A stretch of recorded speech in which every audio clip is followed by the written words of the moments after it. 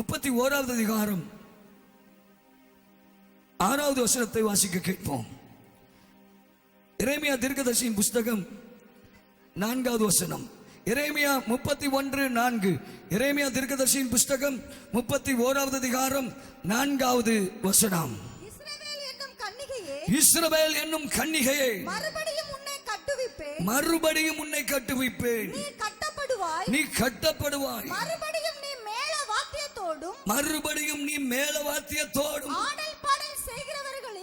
ஆடல் பாடல் செய்கிறவர்களின் களிப்புள்ள கூட்டத்தோடே புறப்படுவாய். கர்த்தர் இன்றைக்கு சபைக்கு சொல்கிற வார்த்தை என்ன? தன் ஜனங்களுக்கு சொல்கிற வார்த்தை என்ன? இஸ்ரவேல் என்னும் கன்னிகையே, மறுபடியும் உன்னை கட்டுவிப்பேன்.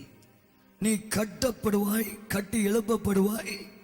மறுபடியும் நீ மேலவாத்தியத்தோடும் ஆடல் பாடல் செய்கிறவர்களின் களிப்புள்ள கூட்டத்தோடு புறப்படுவாய். வாழ்க்கையில உண்டாகின பல சத்ருவின் போராட்டங்களினாலே, சாபத்தின் விளைவுகளினாலே, அந்தகார ஆவிகளின் தாக்குதல்களினாலே கட்டப்பட்ட எல்லாம் நிர்மூலமாக்கப்பட்ட நிலையிலே நம்முடைய வாழ்க்கை வந்து இருக்கலாம். மறுபடியும் உன்னை கட்டுவிப்பேன் என்று சொல்லுகிறான். இதுவரைக்கும் நான் முந்தின காலங்களிலே கட்டி எழுப்பின காரியங்கள், ஜெபித்து உபவாசித்து வேதத்தை தியானித்து தேவனுடைய சமூகத்தில் தரித்திருந்து கூட்டங்களுக்கு வந்து ஆராதனைக்கு வந்து கட்டி எழுப்பின காரியங்களை சத்ருவானவன் வந்து தாக்கி அழித்து அவன் கீழே தள்ளி இருக்கலாம். ஆனால் கர்த்தர் இன்றைக்கு சொல்கிறார், இஸ்ரவேல் என்னும் கன்னிகையை, மறுபடியும் உன்னை கட்டு வைப்பேன். மறுபடியும் உன்னை கட்டி எழுப்புவேன். எதெல்லாம் முன்னாடி நாட்களில் இடிந்து போனதோ, நீ பிரயாசப்பட்டாய், அந்த ஆசீர்வாதம் வந்தது. ஆனால் பில்லி சூனிய கட்டுகளினாலே, அந்தகார போராட்டங்களினாலே அதெல்லாம் அப்படி இடிந்து விழுந்து ஒன்றும் இல்லாமல் போயிடுச்சு. கர்த்தர் சொல்றா, மறுபடியும் உன்னை கட்டு வைப்பேன். நீ கட்டப்படுவாய், நீ கட்டி எழுப்பப்படுவாய். மறுபடியும் என்ற வார்த்தை கவனிங்க. அகைன், இந்த 21 நாட்கள் உபவாசத்தின் முடிவில் 21வது நாளிலே கர்த்தர் சொல்ற வார்த்தை மறுபடியும். மறுபடியும் பக்கத்தில் கைப்பிடிச்சு சொல்லுங்க, மறுபடியும் கர்த்தர் உங்களை கட்டி எழுப்புகிறார். மறுபடியும் விழுந்து போன கூடாரத்தை கர்த்தர் எடுத்து நிறுத்துகிறார். இழந்து போன மகிமையை கர்த்தர் மறுபடியும் கொடுக்கிறார். அரண்மனை, முன்னாலே என் வாழ்க்கை எப்படி இருந்தது, முன்னாலே என் அரண்மனை எப்படி இருந்தது, முன்னாலே என் பிள்ளை வாழ்க்கை எப்படி இருந்தது, முன்னாலே என் தொழில் எப்படி இருந்தது, அந்த மகிமையை மறுபடியும் இந்த நாட்களில் திரும்ப கொண்டு வருகிறார். விசுவாசியுங்கள். Believe the word of God. மறுபடியும் நீ மேலவாத்தியத்தோடும் ஆடல் பாடல் செய்கிறவர்களின் களிப்புள்ள கூட்டத்தோடு புறப்படுவாய். ஒரு நாள்ல நல்லா புறப்பட்டு கைத்தட்டி ஜெபம் பண்ணி ஆசீர்வாதங்கள் வீட்டுக்குள்ள வந்ததுனால நிறைய இடங்கள்ல இருந்து புறப்பட்டு நிறைய விதங்கள்ல கலிகூறி கொண்டாட்டங்களை வெளிப்படுத்தினோம். ஆனால் தலைமுறை சாபங்கள், பிசாசின் கிரியைகள், இவைகளுடைய தாக்குதல்களினாலே அந்த களிப்பு, ஆடல் பாடல் செய்கிறவர்களோடு கூட இருக்கிற அந்த களிப்பு கொண்டாட்டம் எல்லாம் அழிந்து போனது. இப்ப கர்த்தர் சொல்றாரு, மறுபடியும் அந்த ஆடல் பாடல் சத்தத்தை உன் குடும்பத்துக்குள்ள கொண்டு வருகிறேன். அகைன், மறுபடியும் ஒரு களிப்பை உன் குடும்பத்துக்குள்ளே கொண்டு வருகிறேன். அகைன் அகைன், நீ மேல வாத்தியத்தோடும் ஆடல் பாடல் செய்கிறவர்களின் களிப்புள்ள கூட்டத்தோட புறப்படுவாய். அவங்களாம் முன்னால பிரேயர் பார்ட்னராக இருந்தாங்க, நல்லா ஜெபம் பண்ணுவோம். எப்போ? 5 வருஷத்துக்கு முன்னால. எதுக்கு இப்போ? என்னதுக்கு இப்போ கேட்டா ஒண்ணுமே இல்லை. 10 வருஷத்துக்கு முன்னால எப்படி ஜெபம் பண்ணுவோம் தெரியுமா? விடிய காலம் 3 மணிலிருந்து 6 மணி வரைக்கும் ஜெபிப்போம் பிரதர். இன்னைக்கு எப்படி? 10 வருஷத்துக்கு முன்னால இன்னைக்கு எப்படி? இன்றைக்கல்லவா அந்த ஜெபம் தேவை? எனக்கு அருமையான தேவஜனமே, அப்படிப்பட்ட ஜெப பார்ட்னர்ஸ் இன்றைக்கல்லவா நமக்கு தேவை. களிப்போடு கர்த்தரை ஆராதிக்கிற கூட்டத்தோடு சேர்ந்து அநேக இடங்களுக்கு புறப்பட்டு போக வேண்டிய காலம் அல்லவா இது? ஆமென் சொல்லுங்க. அதெல்லாம் சாபத்தினால செய்ய முடியாம போயிருக்கலாம். கர்த்தர் சொல்றாரு, அதெல்லாம் அந்த அந்த களிப்போடு புறப்படுகிற காரியத்தை உனக்கு திரும்ப கொண்டு வர்றேன்னு கர்த்தர் சொல்றாரு. கரங்களை தட்டி கர்த்தரை மகிமைப்படுத்துவோம். கரங்களை தட்டி. மறுபடியும் உன்னை கட்டுவிப்பே, மறுபடியும் நீ கட்டப்படுவாய், கட்டி எழுப்பப்படுவாய், நீ புறப்படுவாய். You will start your journey. இஸ்ரவேல் என்னும் கன்னிகையே, தேவன் தன் ஜனங்களை பார்த்து சொல்லும் போது இந்த வார்த்தையை தான் எப்பவுமே சொல்லுவார், கன்னிகையே. திருமணம் முடிஞ்சிருந்தாலும் அவர் தேவ ஜனங்களை பார்த்து சொல்லுகிறார், கன்னிகையே, இஸ்ரவேல் என்னும் கன்னிகையே. வெர்ஜின், வெர்ஜின் என்ற வார்த்தை ஆங்கிலத்தில் சொல்லப்பட்டிருக்கு. இந்த வெர்ஜின் என்ற வார்த்தைக்கு எபிரேய வார்த்தை என்ன தெரியுமா? அல்மா, ALMAH, அல்மா. அல்மா என்றால் அது என்ன அர்த்தத்தை குறிக்கிறது? Young women of child bearing age. Young women of child bearing age. குழந்தையை பெற்றெடுக்கக்கூடிய பருவத்தை அடைந்த ஒரு இளம் பெண்ணை குறித்து அந்த அர்த்தத்தில் சொல்லப்பட்டிருக்கிறது. இன்னொன்று young man of the age of puberty, இளம் பருவத்தை அடைந்த ஒரு வாலிபனை குறித்து சொல்லப்பட்டிருக்கிறது. இஸ்ரவேல் என்னும் கன்னிகையே,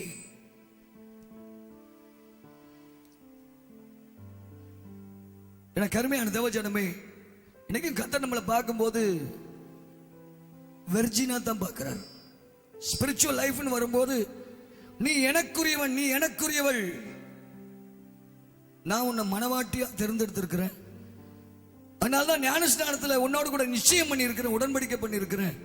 மத்திய ஆகாயத்தில் மணவாளனாகிய என்னோடு நீ திருமணம் செய்யப்பட போகிறாய். ஆகவே உன்னை நான் கன்னிகையாகத்தான் பார்க்கிறேன் என்று சொல்லுகிறான். இஸ்ரவேல் என்னும் கன்னிகையை. இந்த காரியத்தை எல்லாருமே புரிய வேண்டியது அவசியம். ஆபிரகாம் எலியேசரை அழைக்கிறான். எலியேசரை கூப்பிட்டு, இப்ப ஈசாக்குக்கு பருவம் வந்துருச்சு, திருமணம் முடிக்கணும், ஒரு நல்ல கன்னிகை பெண்ணை தேர்ந்தெடுக்கணும் போன்னு சொல்லி வழி காண்பித்து அனுப்பிக்கிறான். ஆவிக்குரிய காரியங்களே தன் எஜமானத்திலிருந்து கட்டுக்கொண்ட எலியேசர் அதே மாதிரி ஆவியானுடைய வழிநடத்தல போய் ஆதியாகமம் 24:43 பார்ப்பீர்கள் என்றால் அந்த துறவண்டையில போய் உட்கார்ந்து கொண்டு, நான் தண்ணீர் துறவண்டைகளை நிற்கிறேன், தண்ணீர் மொல்ல வரப்போகிறேன், கன்னிகையை நான் நோக்கி உன் குடத்தில் இருக்கிற தண்ணீரில் கொஞ்சம் எனக்கு குடிக்க தர வேண்டும் என்று கேட்கும் போது, இது எங்க வச்சு பேச்சு நடக்குது தெரியுமா? லாபான் இடத்துல, லாபான் வீட்டில் வச்சு நடக்குது. எலியேசர் லாபான்ட்ட விவரிக்கிறான், எப்படி இந்த ரெபேக்காளை நான் தண்ணீர் துறவண்டைகளை தெரிந்தெடுத்தேன், உங்க மகளை எப்படி நான் தெரிந்தெடுத்தேன் சொல்றான். தண்ணீர் துறவண்டையில் நிற்கும் போது தண்ணீர் முல்ல வரப்போகிற கன்னிகை. அவன் மைண்ட்ல எல்லாம் கன்னிகை, கன்னிகை. ஆண்டவர் மைண்ட்ல சபையை குறித்து கன்னிகை, இதுதான் அவர் மைண்ட்ல இருக்குது. தேவனை புரிந்து கொள்ளுங்க. when you understand the mind of God, there will be no confusion in your life, in your mind. இன்றைக்கும் பிள்ளைகளுக்கு பெண் பார்க்கும்போது, மாப்பிள்ளை பார்க்கும்போது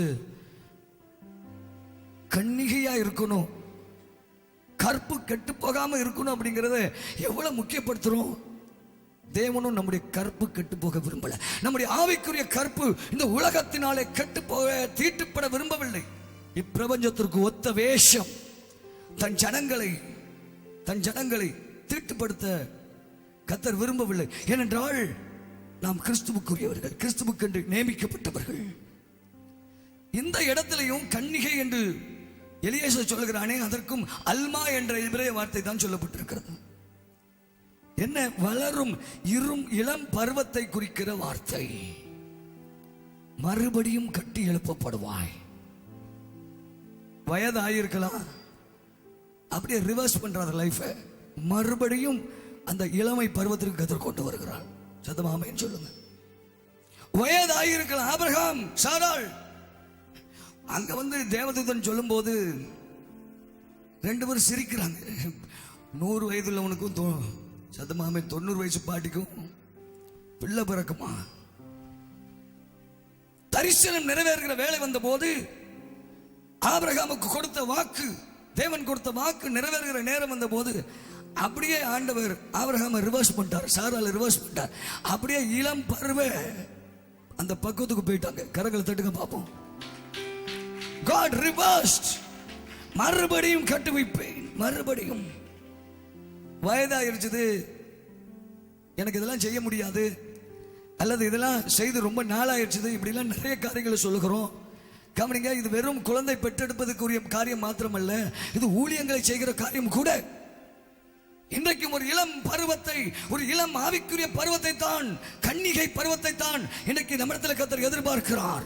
ஆவிக்குரிய வாழ்க்கையிலே, ஆவியிலே கபடம் இல்லாமல் இருக்கிற, வஞ்சனை இல்லாமல் இருக்கிற அந்த கன்னிகைக்குரிய தன்மை, கற்பை இழந்து போகாது இருக்கிற அந்த கன்னிகைக்குரிய தன்மையை தான் இன்றைக்கு கர்த்தர் எதிர்பார்க்கிறார். குழந்தை பாக்கியம் இல்லாதவர்களுக்கு குழந்தை கொடுக்கிறது மேட்டரே கிடையாது. அது அவர் செய்கிற காரியம். இதுல மனுஷனுடைய ஈடுபாடுக்கு ஒண்ணுமே இல்லை. ஆவிக்குரிய வாழ்க்கையில் இன்னைக்கு இங்க வந்திருக்கிற எல்லாரையும் பருவம் அடைய செய்கிறான். நிறைய பேர் ரட்சிக்கப்படலாம இருக்கலாம், ரட்சிக்கப்பட்டாலும் அந்த ஆவிக்குரிய பருவம் வராம இருக்கலாம். குழந்தையை பெற்றெடுக்கிற பருவம், ஆத்துமாக்களை ரட்சிப்புகளை வழி நடத்துகிற அனுபவம், ஊழியத்தை செய்து ஆத்துமாக்களை சம்பாதிக்கிற அனுபவம், ஊழியம் செய்து கற்ப வேதனைப்பட்டு ஆத்துமாக்களை பெற்றெடுக்கிற அனுபவம் இல்லாமல் அந்த ஆவிக்குரிய பருவத்தை அடைய முடியாமல் இருக்கலாம். ஆனா இன்றைக்கு கர்த்தர் எல்லாரையும் அந்த இளம் ஆவிக்குரிய பருவத்திற்கு, ஆத்துமாக்களை பெற்றெடுக்கிற அந்த அனுபவத்திற்கு கர்த்தர் கொண்டு வருகிறார். ஆமென் சொல்ல மாட்டீங்களா? நான் உங்களுக்கு தான் பேசிட்டு இருக்கிறேன். சதம் ஆமென் சொல்லுங்க. சதம் ஒரு ஆமென் சொல்லுங்க. இஸ்ரவேல் என்னும் கன்னிகையே, எவ்வளவு நாட்கள் இந்த உலகத்தில் உயிர் வாழ்றோமோ நமக்கு பேர் கன்னிகை தான். சதம் ஆமென் சொல்லுங்க. திருமணம் பெற்று எத்தனை குழந்தைகளை பெற்றிருந்தாலும் ஆண்டவர் நம்மளை பார்க்கும்போது கன்னிகையை தான் பார்க்கிறாரு. ஒரு பாவத்தை செய்யும் பொழுது கன்னிகை, இஸ்ரவேலே சோரம் போனாய். ஏசாயா பார்க்கும்போது இஸ்ரவேல் ஜனங்கள் சோரம் போனாய், உன் கற்பை சூறையாடை கொடுத்து விட்டாய். உன் ஆவிக்குரிய கற்பு விக்கிரங்களுக்கு பின்னால போய் அந்நிய தேவர்களை வணங்கி எனக்கு பிடிக்காத செய்து, கீழ்ப்படியாமற் போய் பாவங்களை செய்து, அக்கிரமங்களை செய்து, துணிகரமான பாவங்களை செய்து உன் ஆவிக்குரிய கற்பை இழந்து போனாயே. இஸ்ரவேல் என்னும் கன்னிகையே, நீ சோரம் போனாய், நீ கட்டைகளோடு வச்சாரம் பண்ணுகிறாய் என்று ஏசாயா தீர்க்கதரிசியின் மூலம் ஆண்டவர் அப்படியே உள்ளத்துல, நான் எனக்குன்னு ஜனங்களை தெரிந்தெடுத்தேன், ஆனா இந்த ஆவிக்குரிய பருவத்தை அடைந்து எனக்கு கனி கொடுக்கவில்லையே, எனக்கு கனி கொடுக்கவில்லையே. உயிர் தெழுந்த அந்த காலை வேளையிலே கடற்கரையிலே சீஷர்களுக்கு தரிசனமாகி, திபேரியா கடற்கரையில இயேசு தரிசனமாகி, பிள்ளைகளே புசிக்கிறதற்கு ஏதாயிலும் உண்டா என்று கேட்டபோது அவர்களால் கொடுக்க முடியல. ஆவிக்குரிய பருவம் இல்லை. இயேசுவோடு கூட இருந்து பயிற்றுவிக்கப்பட்டவர்கள் தான். புசிக்கிறதற்கு ஏதாயிலும் உண்டாயிட்டு ஆண்டவர்கிட்ட கேட்கும் போது ஆண்டவருக்கு புசிக்கிறதுக்கு கொடுக்கிற அளவுக்கு இல்லை. ஏன்னா நெட்டு எம்டி ஆயிருக்குது. ஊழிய அழைப்பை பெற்றவன் இப்ப அங்க போய் தொழில போய் செஞ்சிட்டு இருக்கிறான். நெட்டு எம்டியா இருக்குது. தேவஜனமே, என்ன காரியத்தை நான் சொல்ல வருகிறேன்? பிள்ளைகளை புசிக்கிறதுக்கு ஏதாயிலும் இருக்குதா? கர்த்தர் நம்மகிட்ட கனியை எதிர்பார்த்து வந்திருக்கிறார். நாம் ஆண்டவருக்கு என்ன செய்கிறோம்? அந்த ஆவிக்குரிய பருவம் அடைந்து ஆண்டவருக்கு கனி கொடுக்கிற வாழ்க்கைக்குள்ள வர வேண்டும். அந்த ஆசீர்வாதத்தை தான் இந்த 21 நாட்கள் முடிவில் கர்த்தர் கொடுக்கிறார். அந்த ஆவிக்குரிய இளம் பருவம் திரும்பி வருவதாக. என்னைக்கோ ஒரு நாள்ல நல்லா ஜெபித்த இல்ல, இன்னைக்குல இருந்து நீங்க நல்லா ஜெபிப்பீங்க. இன்னையில இருந்து நல்லா பைபிள் தியானிப்பீங்க. இன்னையில இருந்து மணிக்கணக்கா ஜெபிப்பீங்க. இன்னையில இருந்து வேதத்தை மணிக்கணக்கா தியானிப்பீங்க. இன்னையில இருந்து அதிகமா வாசிப்பீங்க. In the name of Jesus, I bless the church. I impart anointing in Jesus' name. இன்றையில இருந்து அதை செய்வீங்க. இன்றையில இருந்து நீங்க பரிசுத்தமாய் வாழ்வீங்க. இன்றையில இருந்து கர்த்தருக்கு சாட்சியா எழும்புவீங்க. இன்றையில இருந்து ஊழியம் செய்வீங்க. இன்றையில இருந்து ஆத்துமாக்களை ரட்சிப்பீங்க. ஆத்துமாக்களை சபைக்குள்ள கொண்டு வருவீங்க. From today, இன்றையில இருந்து உன்னை கட்டி எழுப்புகிறேன், கட்டுவிப்பேன், மறுபடியும் உன்னை கட்டுவிப்பேன். அந்த இளம் பருவம் இன்றைக்கு திரும்ப வருகிறது. It's coming.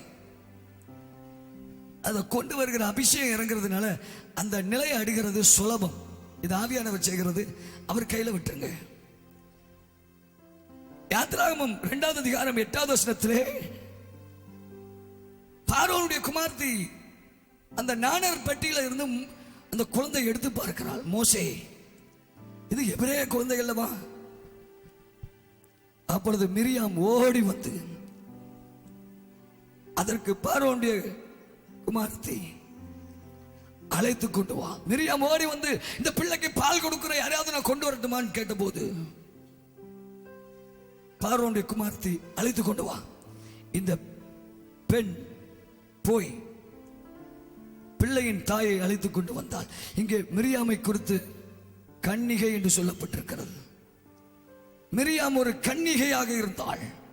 தேவ ஜனமே, ஏற்ற நேரத்தில் ஞானமாய் செயல்படுகிற ஒரு கன்னித்தன்மை, ஆவிக்குரிய கன்னித்தன்மை, ஆவிக்குரிய கற்பு இழந்து போகாத தன்மை, ஞானம் இருக்கிறது, நடைமுறை ஞானம் இருக்கிறது. நமக்கு 1 கொரிந்தியர் 1:31 படி கிறிஸ்துவே நமக்கு ஞானமாய் இருக்கிறார். practical wisdom is inside our heart. practical wisdom, ஒரு நடைமுறை ஞானம், நடைமுறை அறிவு, ஏற்ற நேரத்தில் பதிலளிக்கக்கூடிய காரியம், ஏற்ற நேரத்தில் சொன்ன வார்த்தை வெள்ளி தட்டில் வைத்து கொடுக்கப்பட்ட பொற்பலங்களுக்கு சமானம் அல்லவா? அப்படிப்பட்ட வார்த்தைகளை பேசுவதற்குரிய அபிஷேகம் நமக்குள்ளே வைக்கப்பட்டிருக்கிறது. அந்த கன்னிகை மிரியாம் ஓடி வந்து கரெக்ட் அந்த டைம்ல சொல்லி மோசேயை அரண்மனைக்குள்ள தள்ளி விடுறா. கரங்களை தட்டுங்க பாப்போம். Going, getting, working along with the vision of God. தேவ திட்டம் என்ன? மோசே அரண்மனைக்குள்ள போகணும். மோசே அரண்மனைக்குள்ள போகணும். மிரியாம் என்ற கன்னிகை தான் அரண்மனைக்குள்ள உள்ள கொண்டு போக முடியும். மோசையின் தாயோ தூரத்தில் இருந்து பார்த்து கொண்டிருக்கா. என் பிள்ளை போச்சுது, தண்ணிக்குள்ள விட்டேன், முதல்ல தின்றோம். அன்னைக்கு முதலைகள் நிறைய நடந்த நதி, நைல் நதி, அதிகமான முதலைகள் நிறைந்த ஒரு நதி, நைல் நதி. ஆனா ஒரு முதலை கூட அந்த பெட்டியை தொடவிடல கர்த்தர். அது போய் பார்வோனுடைய குமாரத்தை குளிக்கிற இடத்துல போய் நின்றது. அது எடுத்து பார்த்தபோது மிரியாம் போய் செயல்படுகிறான். கர்த்தருடைய திட்டத்துக்கு இணைந்து செயல்படுகிற அந்த கன்னித்தன்மையை மறுபடியும் பெற்றுக் கொள்ளுங்கள். கர்த்தருடைய ஊழியத்திற்கென்று, கர்த்தருக்கென்று, கர்த்தர் கொடுத்த தரிசனத்திற்கென்று இணைந்து செயல்படுகிற, ஹல்லேலூயா, பரிசுத்த ஆவியானவரோடு இணைந்து செயல்படுகிற அந்த ஆவிக்குரிய கன்னித்தன்மை மறுபடியும் கர்த்தர் திரும்ப கொடுக்கிறார். God is giving you back. ஏற்ற நேரத்தில் செயல்படுகிற ஒரு கிருபை ஒரு நாள்ல இருந்துச்சு. ஆனா இன்னைக்கு கர்த்தர் திரும்ப கொடுக்கிறார். ஆவியானவரோடு இணைந்து செயல்படுறதுங்கிறது ஒரு பெரிய பாக்கியம். அது ஞானம். We need the wisdom of God to work along with the Holy Spirit.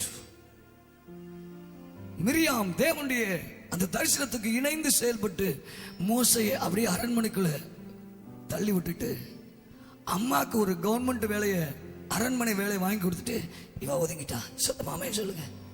இது ஆவிக்குரிய இளம் பருவத்தின் மூலம் செய்யப்படுகிற ஒரு காரியம்.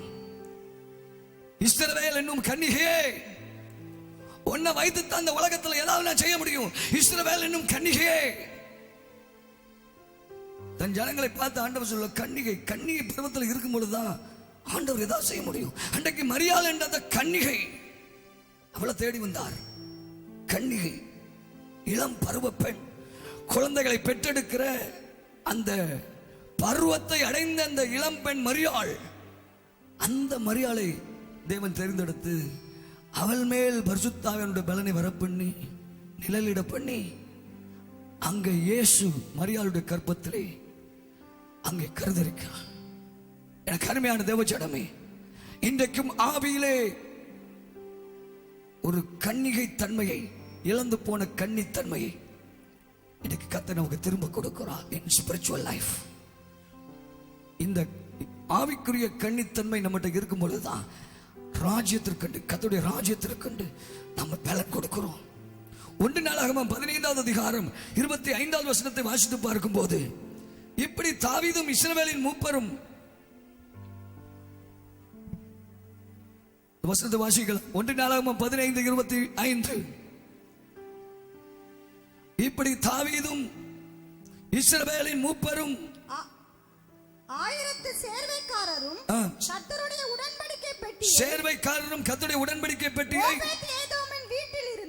ஓபேத் ஏதோமின் வீட்டிலிருந்து மகிழ்ச்சியோட கொண்டு வர போனார்கள். தாவீதின் நாட்களில் இருந்த ஒரு நிலை என்ன தெரியுமா? உடன்படிக்கை பெட்டி ஆலயத்திற்கு கொண்டு வரப்படவில்லை. பெலிஸ்தியர்கள் கையில சிக்கி அது ஓபேத் ஏதோம் வீட்டில் கொஞ்ச நாள் இருந்து, அதாவது பிளேஸுக்கு வரல, தேவ காரியத்தை குறித்து கவலைப்படுற ஆட்கள் அங்க இல்ல. தாவீது ஒருத்தன் தான் அவனுக்கு என்ன இருந்தது? உடன்படிக்கை பெட்டி ஆலயத்துக்கு திரும்ப கொண்டு வரணும். அதனாலதான் அவனை கையில் எடுத்தார் ஆண்டவர். ஏன் ஒரு ஆட்டு மேய்ப்பனை கையில் எடுத்தாரு? அவனுக்கு தெரியும் அவன் எல்லாத்தையும் ஆவிக்குரிய பிரகாரமா சிந்திப்பான். குடும்பத்தில் வாழ்ந்தாலும் எல்லாத்தையுமே ஆவிக்குரிய பிரகாரமாக, ஊழிய சம்பந்தமாக, கர்த்தருடைய ராஜ்யத்துக்கு சம்பந்தமாகவே யோசிப்பான். அதனால அவனை தேர்ந்தெடுத்தார். அவனை யுத்தம் பண்ண இடங்கள் எல்லாம் பாருங்க, கர்த்தருக்காக அவன் யுத்தம் பண்ணான். தாவீதை என் இருதயத்திற்கு ஏற்றவனாய் தெரிந்து கொண்டேன் என்று சொல்லுகிறாரே. எதை வைத்து சொல்லுகிறாரு? தேவனுடைய இருதயத்தை அவன் புரிஞ்சதுனால என் இருதயத்திற்கு ஏற்றவன், என் இருதயத்துக்கு ஏற்றவன். அவன் என் இருதயத்தை பார்த்து பார்த்து தான் எல்லாம் செஞ்சான். எனக்கு அருமையான தேவஜனமே, தாவீதுக்கு இருந்த பெரிய பாரம் என்ன தெரியுமா? தாவீதுக்கு இருந்த பெரிய பாரம் உடன்படிக்கை பெட்டி ஸ்தானத்துக்கு வரல, ஆலயத்துக்கு வரல.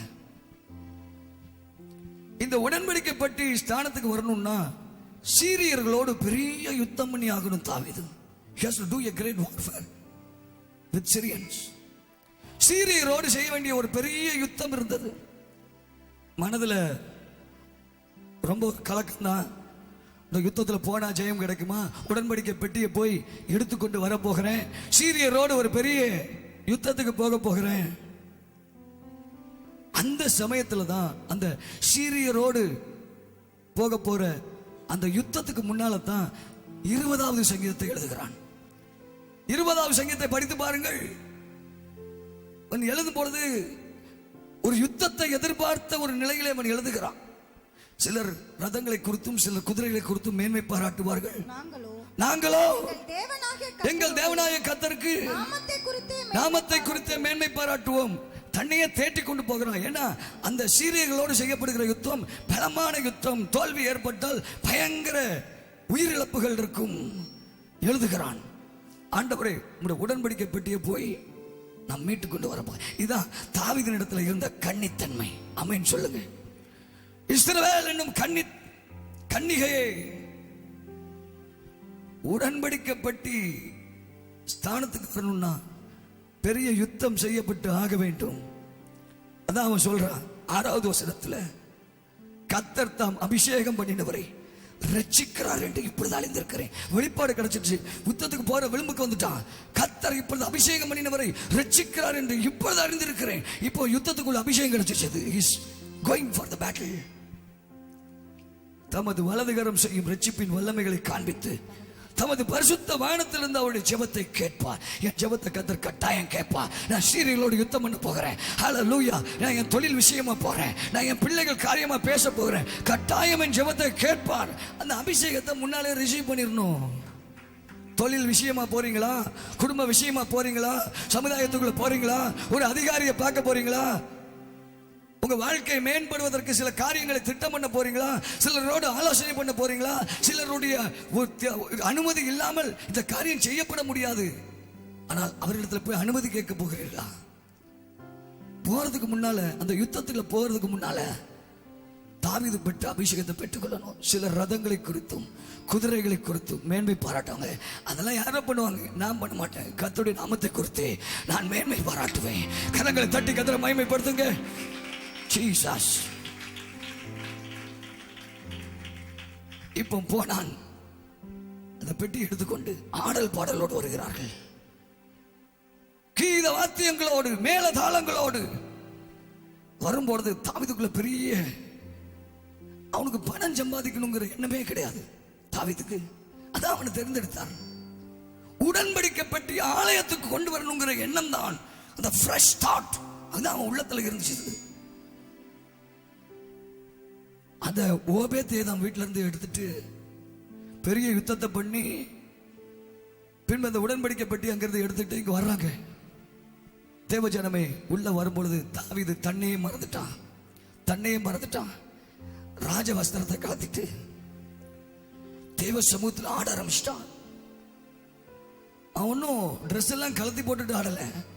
நிறைய பேர் தப்பா நினைக்கிறாங்க. ராஜ வஸ்திரத்தை கலத்திட்டான். கத்தர் கொடுத்த மேன்மை அவனுக்கு தெரியும். நான் ஆட்டு மேய்ப்பேன். இந்த வஸ்திரம் கத்தரால் வந்தது, எனக்கு கத்தரால் வந்தது. நான் ஆட்டு மேய்ப்பன் ட்ரெஸ் தான் போட்டுட்டு இருந்தேன். அழுக்கு ட்ரெஸ், அங்கி மாதிரி போட்டிருப்பாங்க, கரை படிஞ்ச ட்ரெஸ். ஆடுகள் பின்னாலேயே போகும்போது மெய்ப்பனுடைய ட்ரெஸ்ஸை போய் பாருங்க. தேவஜனமே அந்த ட்ரெஸ்ஸை கலத்திட்டு தான் ராஜ வஸ்திரத்தை கொடுத்து சிங்காசனத்தில் உயர்த்தி வைத்தாரு. அந்த ராஜ வஸ்திரத்தை இப்ப கலத்தி வச்சுட்டு ஆடுகிறான், பாடுகிறான். இஸ்ரவேல் என்னும் கன்னிகையே, நீ எதிலே களி கூறுகிறாய்? எதிலே உங்களுடைய மகிழ்ச்சி இருக்கிறது? கர்த்தருடைய மேன்மையான காரியங்களிலா, கர்த்தருக்கு அடுத்த காரியங்களிலா, ஊழிய காரியங்களிலா, அல்லது உலக மட்டத்தில் இருக்கிறதா? தாவீதுக்கோ உடன்படிக்கை பெட்டியை கொண்டு வரதுல அவ்வளவு பெரிய சந்தோஷம். அந்த ட்ரெஸ்ஸை கலந்து போட்டு ஆடும்போது மீகாள் தூரத்தில் இருந்து பார்க்கிறாள். என் புருஷன் ராஜ வஸ்திரத்தை கலட்டி வைத்துட்டு ஆடுறாரு. பெண்களுக்கு முன்னால இவ்வளவு இழிவாய் ஆடுகிறேன் என்று சொல்லி அவமதித்தாள். வேதம் சொல்கிறது இருதயத்திலே அவமதித்தாள். நான் ஆக்சுவலா இந்த பெரிய ஊழியத்தை முடிச்சிட்டு நீங்க இந்த புத்தகத்தை தொடர்ந்து வாசித்து பார்ப்பீங்கன்னா 1:16-43 பின்பு ஜனங்கள் எல்லாரும் அவரவர் தங்கள் வீட்டுக்கு போனார்கள். தாவீதும் தன் வீட்டாரை ஆசீர்வதிக்க போகிறான். அந்த அபிஷேகத்தோடு வாரான். உடன்படிக்கை பெட்டியை எடுத்துக்கொண்டு யுத்தம் பண்ணி சீதைகளை ஜெயித்து உடன்படிக்கை எடுத்துக்கொண்டு உடன்படிக்கை பெட்டியை எடுத்துக்கொண்டு ஆடல் பாடி களி கூர்ந்து வஸ்திரத்தை கலத்தி வச்சுட்டு அந்த அபிஷேகத்தின் நிறைவோடு வீட்டுக்கு வரான். வீட்டுக்கு வரும்பொழுது ஏற்கனவே மீகாள் தாவீதை அவமதித்திருந்ததினாலே ஒரு குழந்தை கூட மீகாளால் பெற்றுக்கொள்ள முடியாத நிலைமை ஏற்பட்டது. David returned from the war with great joy, with a sense of victory. ஆனா மீகாள் மனைவி அதை கொடுத்து மேன்மையான எண்ணம் இல்லை. உடன்படிக்கை பெட்டியா, நீர் ஏமியா வஸ்திரத்தை கலற்றி நீர் உடன்படிக்கை பெட்டிலாம் இருக்கட்டும், அது என்ன ஆலயத்துக்கு ஒண்ணு, அது 2 வருஷம் கழிச்சு வந்தா எத்தனை அவமதிக்கிறோம், எத்தனை அவமதிப்பு இருதயத்திலே கர்த்தருடைய காரியங்களை குறித்து அவமதிப்பு. மீகாளை போல எத்தனை காரியங்களை அவமதிக்கிறோம். வேத வார்த்தை அவமதிக்கிறோம், சபத்தை அனுபவிக்கிறோம், கர்த்தருடைய ஆராதனையை அவமதிக்கிறோம். It lies inside the heart. We are despising God in the heart level. கர்த்தருக்கு தெரியும். இந்த மனுஷன் முகத்தை பார்க்கிறான், தேவனோ இருதயத்தை பார்க்கிறான். எங்க தேவனை கனப்படுத்துறீங்களா இல்லையாங்கிறது இருதயத்துல கர்த்தர் அறிந்திருக்கிறார். இருதயத்துல கர்த்தரை மதிக்கணும். ஆடு மேய்ப்பனா இருந்த பொழுது என்ன மீகாளுக்கு தெரியுமா, அவளே அப்பாவே ரசிக்கப்படாதவன் சவுலு எப்படி வளர்க்கப்பட்டிருப்பான். ஆவிக்குரிய காரியம் அறியாதவள். இவன் போய் அங்க திருமணம் பண்ணது தப்பு. தேவஜனமே, தாவீதே, you are a young man. நீ கன்னி பருவத்தை உடைய, அதாவது அந்த பருவம் அடைந்த நிலையில இருக்கிறவன்.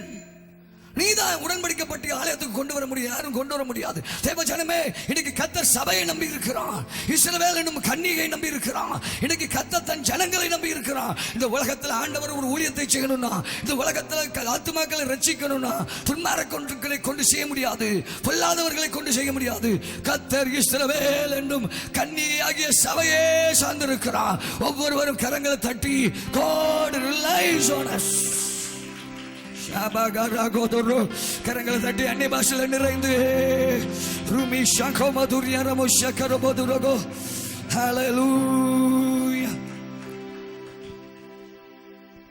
மறுபடியும் கட்டி எழுப்புவேன். அந்த இழந்து போன ஆவிக்குரிய கன்னித்தன்மையை, இழந்து போன ஊழிய பாரத கத்தை திரும்ப கொண்டு வர்றாரு. அகைன் மறுபடியும் இழந்து போன அழைப்பு, இழந்து போன தரிசனம், இழந்து போன வரங்கள், இழந்து போன பாரம், இழந்து போன வாஞ்சை இதெல்லாம் திரும்ப வருது. விஎம் சபை ஆராதனை ஒழுங்குகள்.